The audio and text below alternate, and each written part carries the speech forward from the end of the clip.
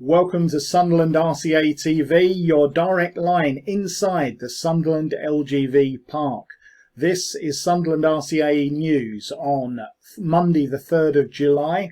If you've not yet subscribed to the channel, do please click on that subscribe button underneath this video and also click on the bell icon so that you get informed every time we bring out new content.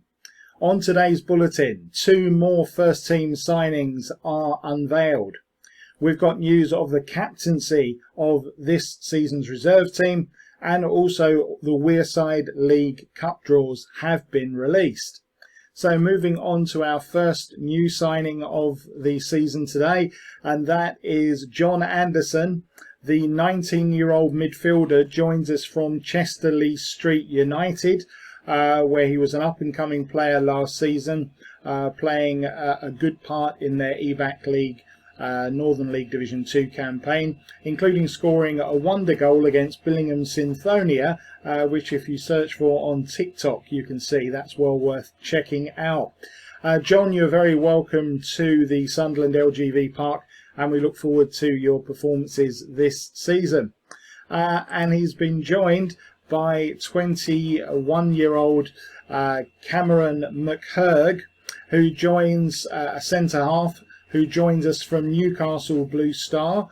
Cameron was an integral part of the side that swept all before them in the Northern Alliance last season, a side that was certainly well above the standard that it was playing at, winning the league title at a canter and of course getting promoted to the EBAC Northern League this season. So once again, Cameron, absolutely delighted to have you at the LGV Park, and we look forward to seeing you maybe make your debut for the side against Eschwinning this weekend. Moving on now to our reserve team, and it's been announced today that Bradley Paul will captain the side next season, and he'll be assisted by Josh Bowmaker as vice-captain. Both of these players, of course, featured heavily for the first team last season, during the period in which there were behind-the-scenes issues at the club, and of course the first team squad mostly departed, and so both Bradley and Josh enjoyed plenty of EBAC Northern League action. Josh indeed was an integral part of the side in most of the run-in at the back end of last season. So 2 very experienced players that will be captaining and vice-captaining the reserve team next season. And staying with the reserves, and the cup draws for the various Wearside League competitions have been unveiled, and there's an attractive home tie for the reserve team against Durham City, former of course Northern League and indeed Northern Premier League side, who have fallen on hard times over the last few years, but now seem to have got things organised off of the pitch. We'll be at home to Durham City in the Clem Smith Bowl on a date to be arranged.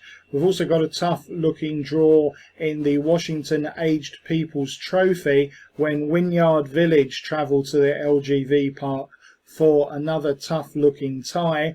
Again, dates for all of these cup matches are yet to be arranged. And finally, if anything, the toughest draw of all, which is away to DNS Valley, of course league champions of our division last season. That is in the Division 1 Cup first round.